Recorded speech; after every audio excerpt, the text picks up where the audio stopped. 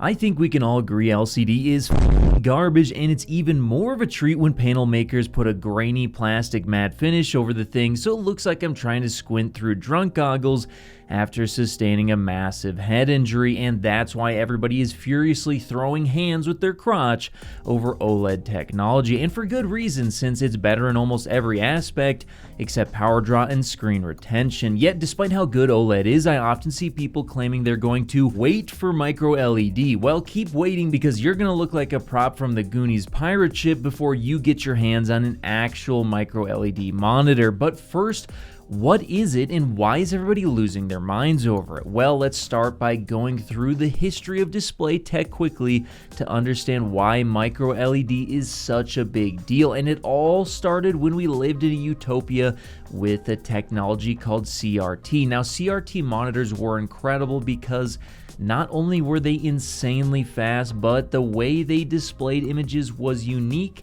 and allowed you to change the resolution and frame rate without the issues we have today on fully digital displays. Plus, they looked great, but they were big and heavy, and because God was ashamed of what he had created, we moved on to LCD as a punishment. And while LCD is low power and thin, it's just awful in every single other aspect. They look like shit, they're slow, and these days they pretty much all have an awful matte finish. But just when we thought all hope was lost, we were graced with the sweet touch of plasma. Now, plasma is much like OLED, but they had far more trouble with burn-in, so high-end displays quickly moved to OLED, which is a near perfect technology. But because people can't help but disable all safety features and run CNN all day on their TVs, there's been a huge scare about burn-in, which has led to many people looking to the holy grail of display technology, micro LED. Now, it is also worth noting that we do have mini LED that is available right now before micro LED, but don't get the two confused. Mini LED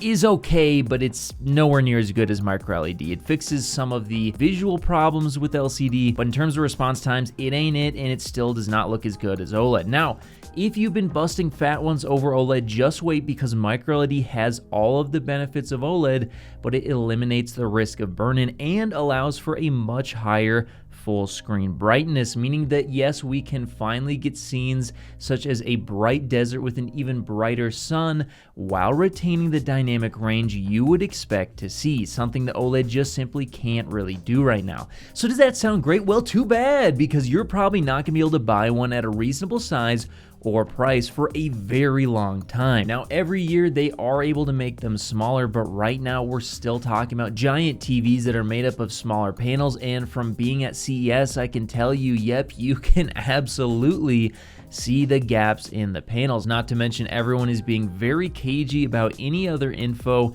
than resolution and brightness on these displays. And with such slow progress towards making an actually viable screen, my best guess is it will take 5 to 10 years before you can get a reasonably sized 77-inch or under 4K TV that is not made up of tiny panels, and 10 to 20 years before they're actually available in monitor sizes. So if using something shitty for 20 years just so that you can get something better is your master plan, then be my guest, but I'll be using a glossy OLED for that whole time and loving it. Whether you're looking to connect a new console, gaming PC, or just need a fast and reliable HDMI cable to connect over long distances, Rupro has you covered with their Rupro 8K HDMI 2.1 fiber optic cable, available in sizes ranging from 3 to 165 feet, and can deliver a perfect full 48 gigabits per second connection over distances other cables could only dream of reaching. And with 48 gigabits per second of bandwidth, it can easily drive 8K at 60 FPS